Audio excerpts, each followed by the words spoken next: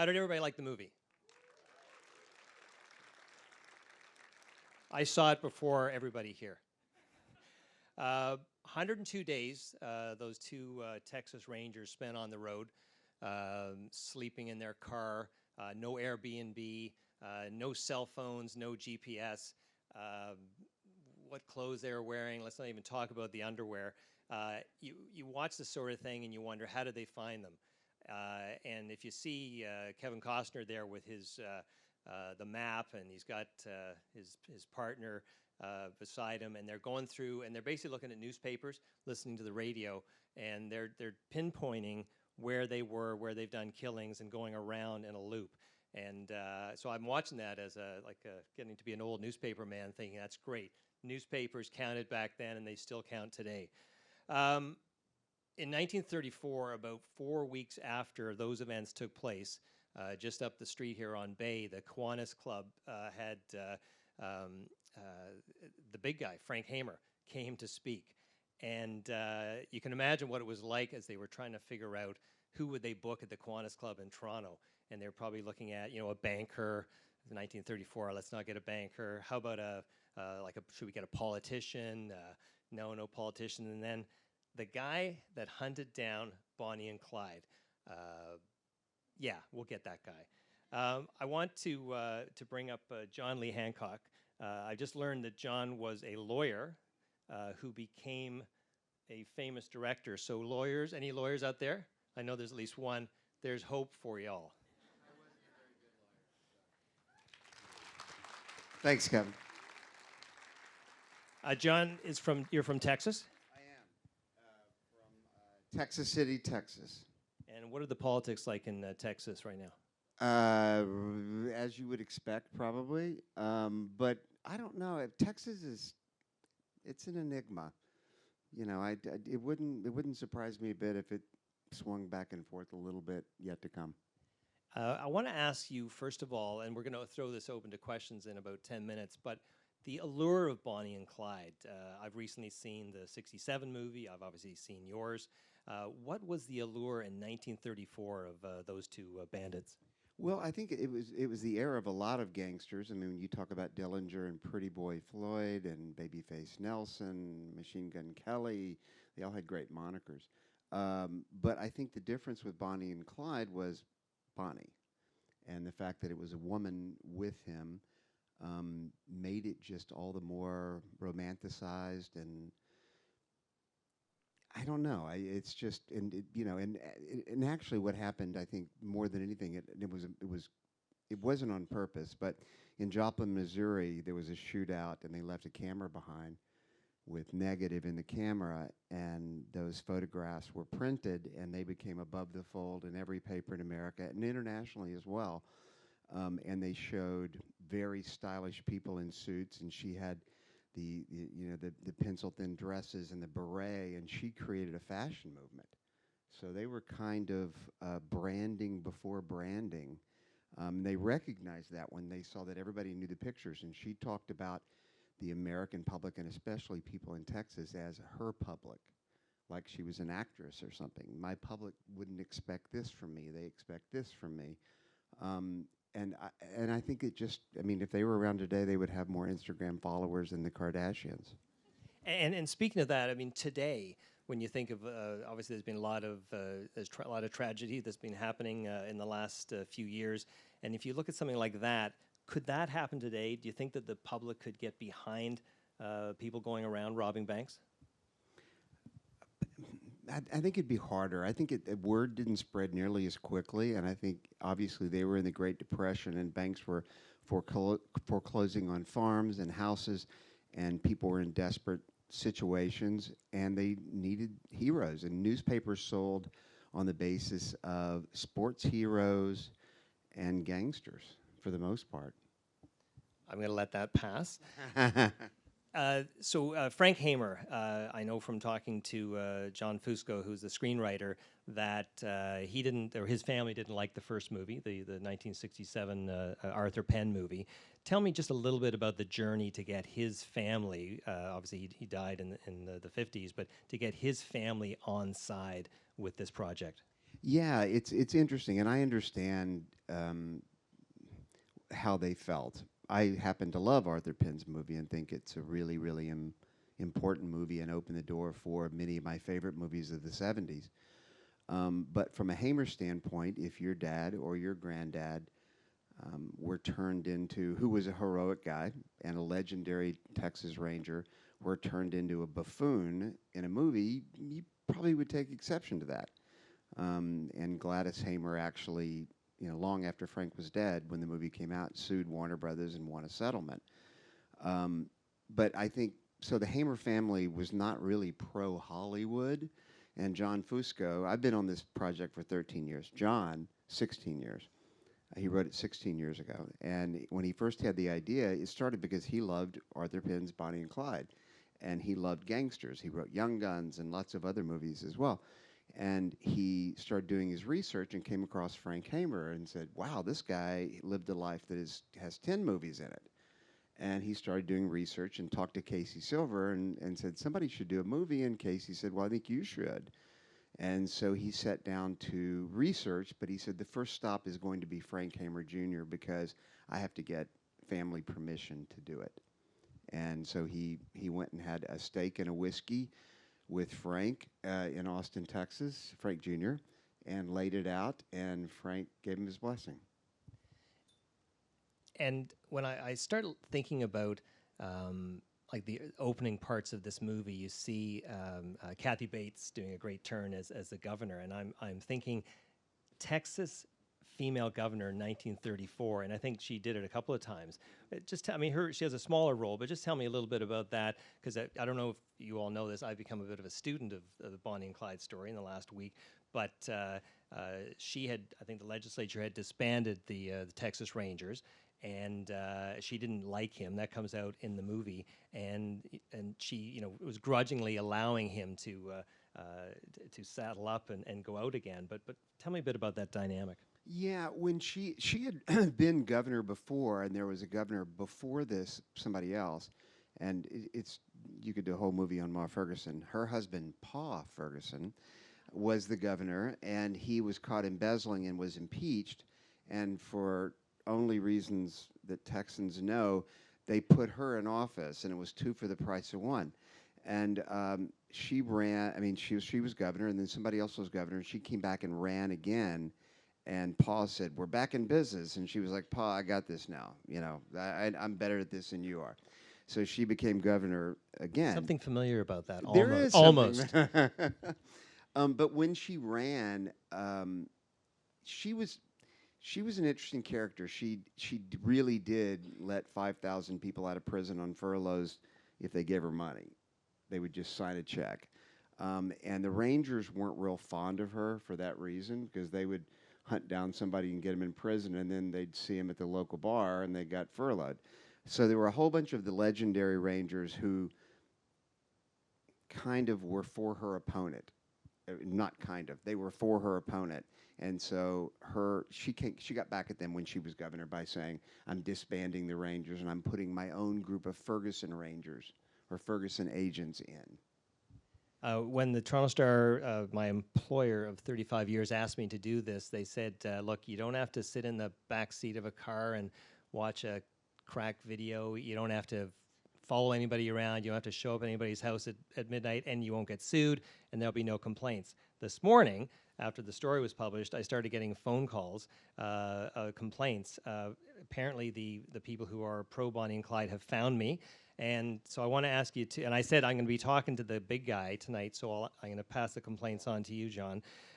Complaint number one, Bonnie never shot a person is one complaint. And the second one, Frank Hamer is a serial killer. He killed at least 53 people.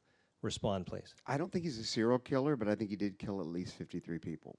I mean, and I wasn't there, so I can't judge the circumstances, but it was, South Texas was a rough place, and there were people crossing back and forth across the border, stealing, looting, raping, burning, everything else, plus smuggling. So South Texas was tough. So I have no idea, but I do know that he probably did kill more than 50 people. I know he took 17 bullets, I believe. In terms of Bonnie, What happened was the posse kind of agreed not to talk about the circumstances of the ambush. And they made a pact, the 6 men. And the Parker family and the Barrow family talked about it ad nauseum to anybody who would listen, newspaper reporters, people, book writers, historians and would-be historians, on and on and on. And in fact, you know, there was a guy that bought the car, and he was called the Crime Doctor. And he took the car around, and for, you know, a nickel or a quarter or whatever it was, he would show slides and let you look at the bullet-ridden car. And he had the Parker and Barrow family with him. So they were all, you know, making money off the blood. But that's a report. There are several historians that go, she weighed 90 pounds. She couldn't pick up a BAR. And you know what? I wasn't there. I don't know. But I do. We have historians, and I've seen paperwork that shows her. I've seen the indictment for her for the Grapevine murder. There were 4 witnesses to the Grapevine murder. It was, you know, the farmer Schaefer, his 2 daughters, and another guy who drove by. And the whole report, well, it wasn't her. It wasn't her. That came from Bonnie's mother, who said, Henry Methvin told me that he shot him and Bonnie didn't have nothing to do with it. And so, okay, you know, and maybe that's the case. I'm just saying the paperwork shows differently. The witness testimony shows differently. Also in Joplin, Missouri, you know, they said she couldn't pick up a BAR. There's a quote that's in the, you know, that's in the record of the guy when they busted out of Joplin. It was a big firefight. That she was out there in her pajamas with a BAR laying fire down to make the cops move back. And there was a guy who said, I have splinters in my face from ducking behind a tree. Well, that little redheaded girl opened that big old gun up on the tree. So, you know, it's amazing, the Bonnie and Clyde apologists. Yeah. On the same theme, and I'm going to ask 2 questions, a longer one and a short one, then we're going to throw it open to the audience. Number 1, you just come from Washington. Yes. Right? And you know what's going on in Washington. And there's all this stuff about fake news. When you make a movie, a historical movie, how important was it for you and for John Fusco and everybody else on the team to be as accurate as possible? And the second question is, was there really a pig? There really was a pig. It was a javelina hog named Porky. Okay. So that we've got That's that the easy question. That's the easy one. The other one is anytime you, and I've done several historical movies, anytime you do one, you want to be as accurate as possible, but you also, the demands of entertainment plus drama are there. And so it's always kind of a, here's how it actually happened. Here's how we're portraying it. Am I okay with that? And everybody has a different barometer for that, I think. For instance, people say, well, Frank Hamer and Henry Barrow never had that conversation in the gas station. Well, you're right. They didn't in the gas station. They had that conversation in Arcadia after Henry's son was dead. And he came up and said, you did what you had to do, and we were in a lot of pain, and I'm glad it's over. So a version of that conversation did happen, and John Fusco, for dramatic reasons, put it in a different place that works. So, and I'm fine with that. I mean, that's one I can live with. You know, there are other things. I've seen no evidence that there was a car chase through the dirt. You know, that said, at least 3 different times Frank Hamer was within 5 minutes of crossing Bonnie and Clyde through the Midwest. So it's a way to dramatize it. So you do your best. I mean, the other thing is that you're trying to, you know, you're talking with lots of historians, and probably not unlike a journalist, you find a source that you believe and you hold it dear. And hopefully they stick to their story. And I think the final scene in both the Arthur Penn movie and your movie is different. In the first movie, in 1967, it's an execution, and in this one, Kevin Costner, aka Frank Hamer, stands out and says, "Stick 'em up." And I gather that's Frank Hamer's story, and he went to his grave with that. That's Frank Hamer's story, and I don't think, you know, there's nobody alive today, you know, to say one way or the other. That was Frank Hamer's story, and I have no idea if it was something that they came up with. But the one thing I do know is that it was overkill. And so you can call that execution if you want. I mean, you guys have seen the movie. But we tried to be as historically accurate in terms of this lasted between 16 and 20 seconds. Every one of those posse members emptied their guns because they were so amped up, and he had run through 5 different roadblocks. And they said, this is going to end here. And so I think they were so amped up that once they started firing, they fired until their guns were empty. Bonnie and Clyde were long dead before the last shots were fired. So I mean, I'm fine with that. It wasn't, to me, this wasn't about trying to go, we got them. I mean, hopefully when you guys looked at the movie, you saw that there was no joy in Mudville over this. I mean, it is sad, and it's what's predicted. It's going to be violent. It's going to be ugly. It's going to be bloody, and this is the toll it takes on these two men's souls to have this terrible gift of being really good at blood hunting. And it's sad all the way around. And when you see Bonnie and Clyde, they're scrawny kids. Questions? I think we have a system.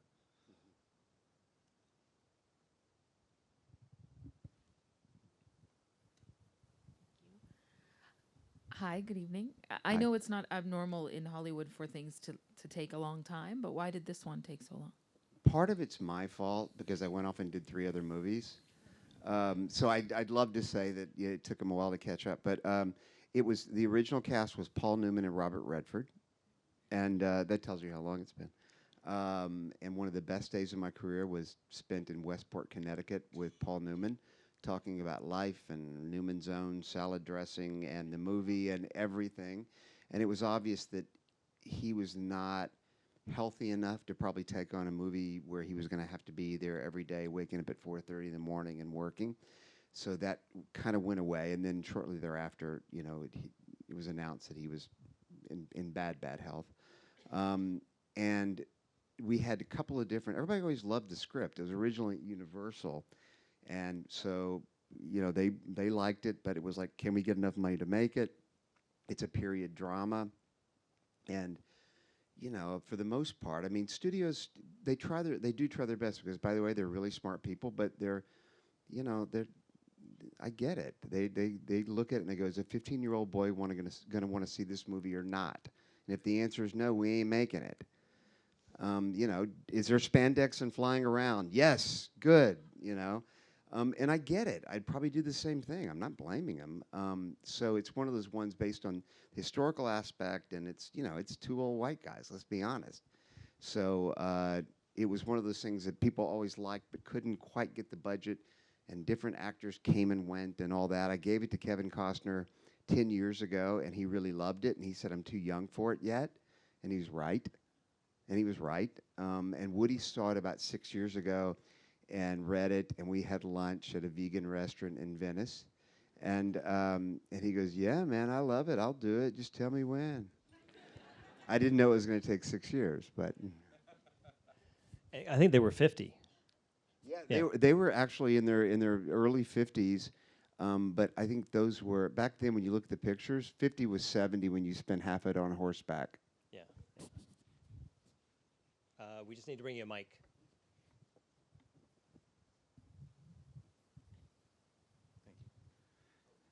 There may be a number of filmmakers in the audience, but I just wanted to ask you, in terms of working with Harrelson and Costner, how much direction do you have to give, and what kind of direction do they just sort of take it over?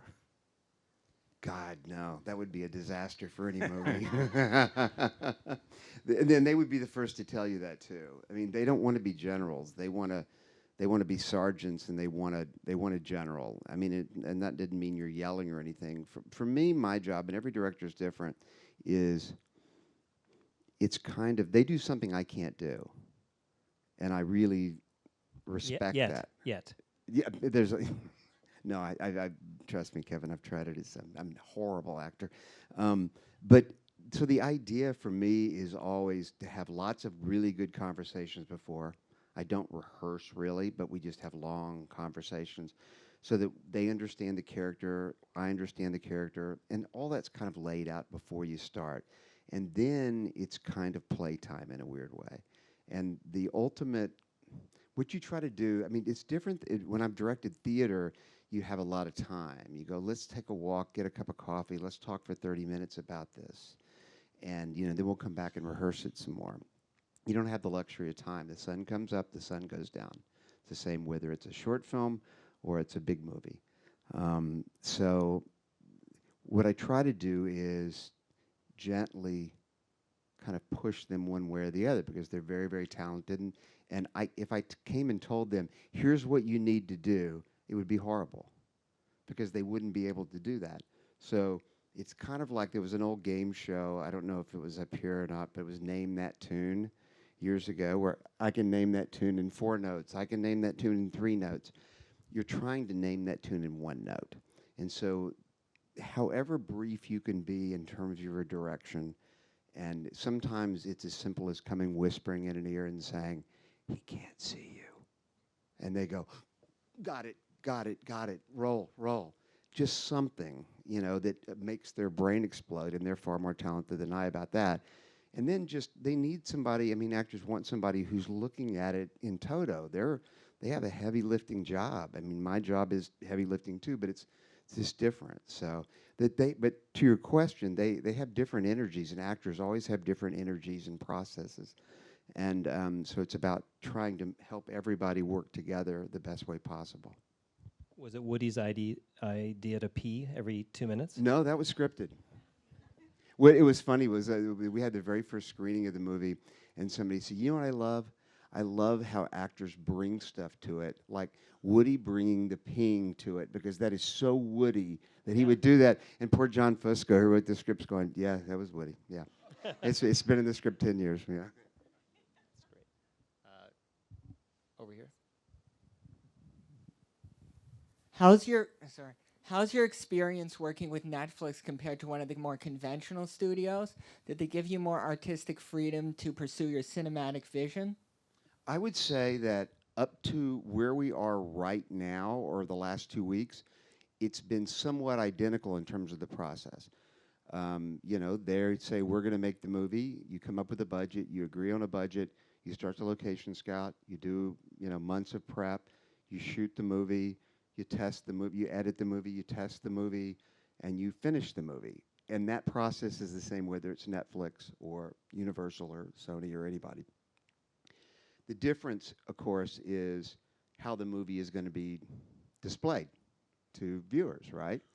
And in our case, we're kind of following the Roma model, which is, somewhat new, but it's going to be in theaters. It starts, it was limited theaters, and then tomorrow it's more theaters, and then it drops on Netflix on the 29th. And, on the one hand, I know that there are lots of people who won't be able to see it in theaters. I love a theatrical experience as much or maybe more than most people. I don't want it to go away in the least. That said, I think there's probably a sweet spot in the Venn diagram for all the discussion that's going on about is Roma a real movie? I think Roma's a real movie. I think Martin Scorsese's $200 million movie that he's doing for Netflix this year, it's going to be a real movie. But the thing is that for me, having had a movie in The Founder was my last movie that the date got shifted 5 different times for absolutely no reason. It was well received, but nobody saw it. I would have loved for that movie to be on Netflix. I'm really excited by the notion that people in my hometown in Texas City, Texas, and people all over Canada, and people in Guadalajara, Mexico, at the exact same moment in time on the 29th can be watching the movie. Because when you spend 13 years on something, and and I hate to wake up early, and you're waking up at 4:30 in the morning to go make a movie, you want to please yourself. You do. You want to make a movie that you're very proud of, but you also want people to see it. And so the opportunity for so many people to see this movie is kind of exciting to me. Right here.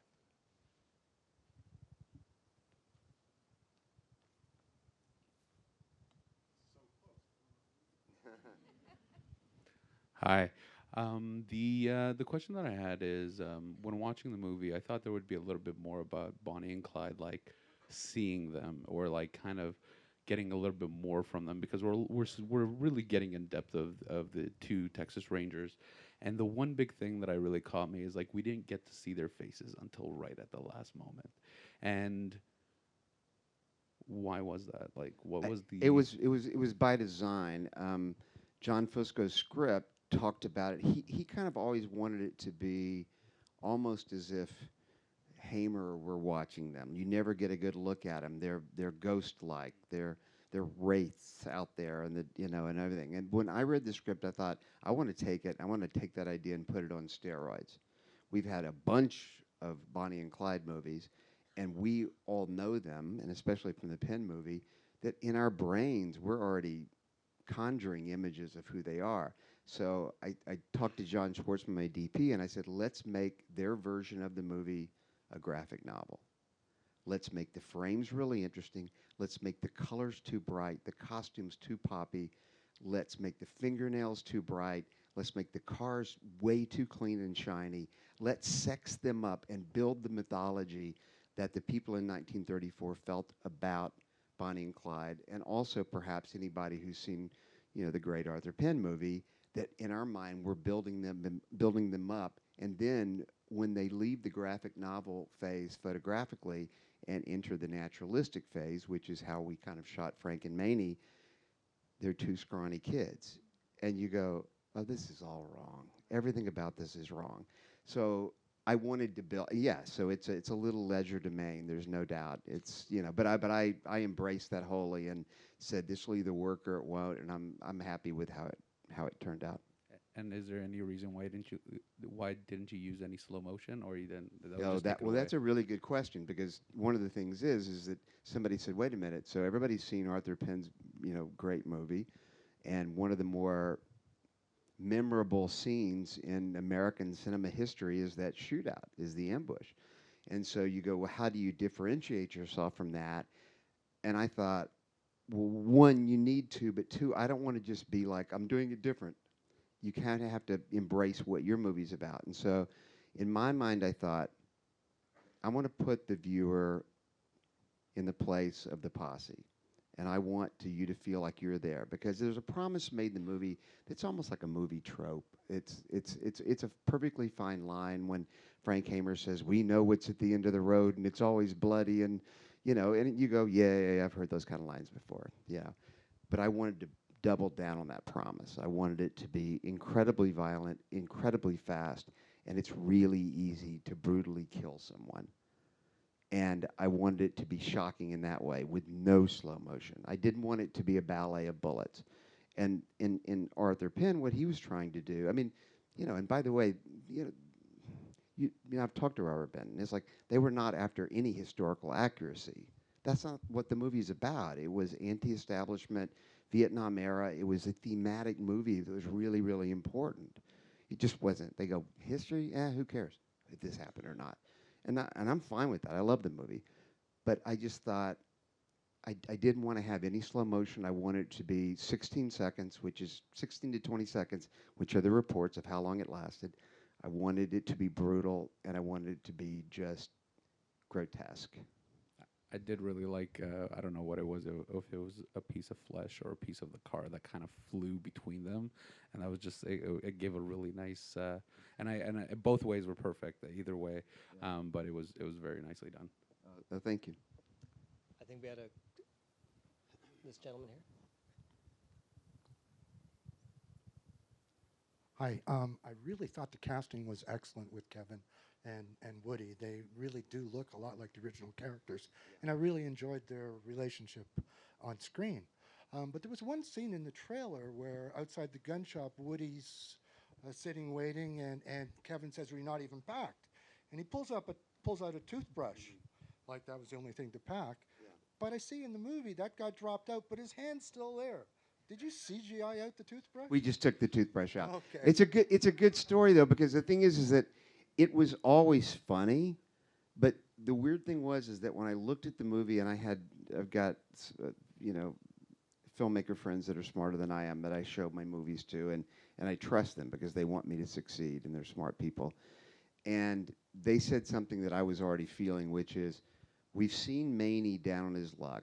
He's as low as it gets. And there's something about that that's kind of jokey and grumpy old menish.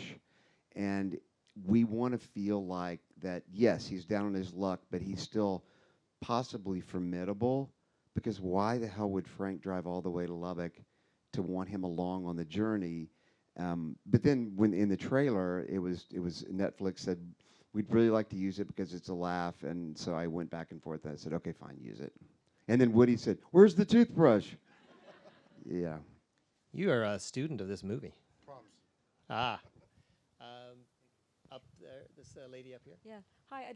I really like the scene with Woody when they're playing poker, and it's very understated. And I'm just wondering if you can talk about that scene, because I thought he did a really magnificent job, the pacing of it, the timing of it, which he seems to be particularly good at. But I'd like Yeah, I mean, you know, it was. We played with the scene, rewriting it, and all that. But I think the way you make that scene successful is to play against it, and to lose yourself in whether it's poker or whatever or the moment. And then, you know, when you give a scene like that to an actor like Woody Harrelson, you know, that horse wants to run. Let that horse run. I sat back and I would come in and give the quietest little notes. He would just go through it, and I would go, "You can do less. You know, you can make it less. Don't worry about it. Just tell the story. You don't have to impact anybody." And then at one point, I remember telling him, I said, "You're telling the story to yourself. You're not looking at other guys to make sure they got this point or that point." And I said, "The only two people that matter about in this storytelling is you and Frank Hamer out there who's hearing it." You talk to your kids like that, and do they do everything you say? That's They fantastic. do nothing I say, and I you know, yeah, no, it doesn't work with kids.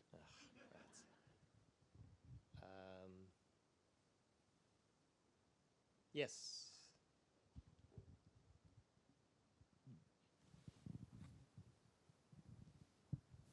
Hi. I was wondering if I could ask you a question about one of your previous works. Sure. So I really enjoyed Saving Mr. Banks, and that movie obviously depicts P.L. Travers as being kind of anti-Hollywood, and she was very much against an adaptation of her work, and obviously dead set against the idea of having a sequel. So last year we actually got one, so I just wanted to know what your feelings were on that. It was funny because when I obviously I saw the movie and thought they did a great job and everything, but my thoughts went exactly where yours did, which is like, PL is pissed. You know? So no, I never had more fun making a movie than Saving Mr. Banks. Everybody showed up every single day with this joy in their heart, and Emma's just unbelievable. I mean, boy, that's an actor with a big toolbox. And you know, and you got Tom Hanks, and we had Richard Sherman on the set with us every day, playing the piano at lunch and singing those songs, and you know, it was a very special time in my life. Is this the point where I announce that Netflix is taking everybody out for? Oh no. You've been a great audience. Thank you very much. A round of applause for our director, please. Thank you, Kevin. Thank you guys for coming out. I really appreciate it. Have a great night.